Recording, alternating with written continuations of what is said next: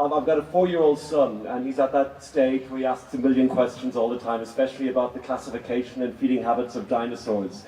And I realized that I recognized myself in him, and I possibly never moved on from that 4-year-old stage where you question everything and you're relentlessly curious.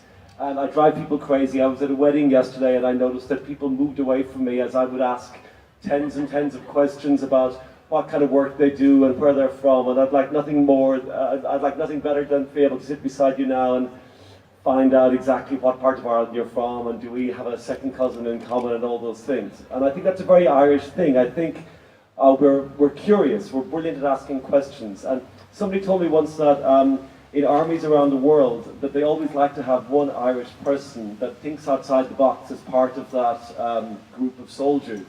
And they do that, and I think that's one of our great skills. As an artist, my curiosity has led me to extraordinary places. My favourite artist in the world is a Cork woman called Dorothy Cross, and she lives in Connemara.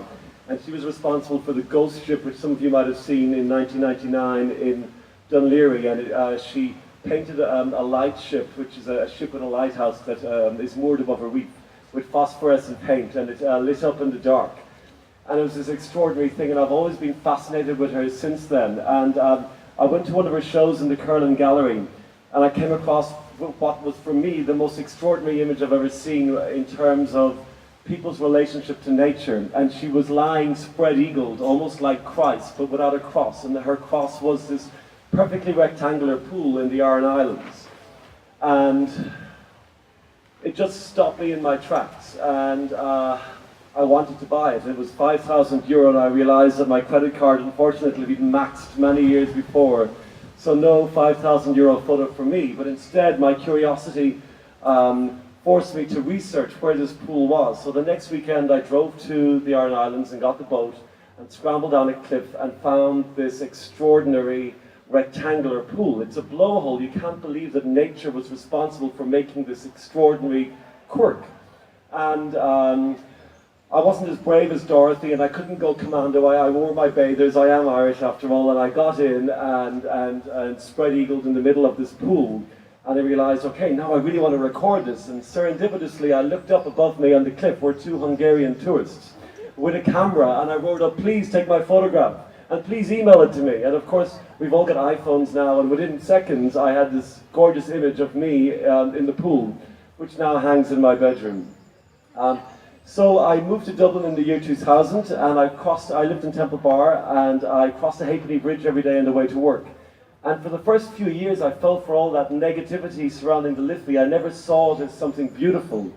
And one day I stopped, and the sun must have been out, and it looked particularly nice. And I realized, this is a beautiful natural space. We should really appreciate it, but why don't we? And there and then, I just wanted to get in there and swim. And unfortunately, it took about 2 more years of fighting with the council to let me get in there. It involves a whole lot of paperwork. I know people on a Saturday night like to fall in drunkenly, but if you want to make a video or make photographs, it involves asking a lot of permission. I finally got in there, and it's the most extraordinary place to be. And I like to swim at dawn in the Liffey, and the people who sweep the streets and the bin collectors like to have conversations with me, which is kind of odd, as you're swimming along in the middle of the Liffey and you're carrying on a full-blown conversation with a street cleaner, and which almost seems to embody Joyce for me. It's like they're characters from the Dubliners. And so that's led to very curious situations, this interest in the Liffey, so much so that I wanted to live on it. I thought, what would that be like to actually inhabit the Liffey? And I guess most normal people would leave it at that, but I decided, okay, I want to build a desert island, and I want to maroon myself in the middle of the Liffey for a week. And this involved a lot of planning, and the day before I was due to go on, there was a hurricane alert for Ireland.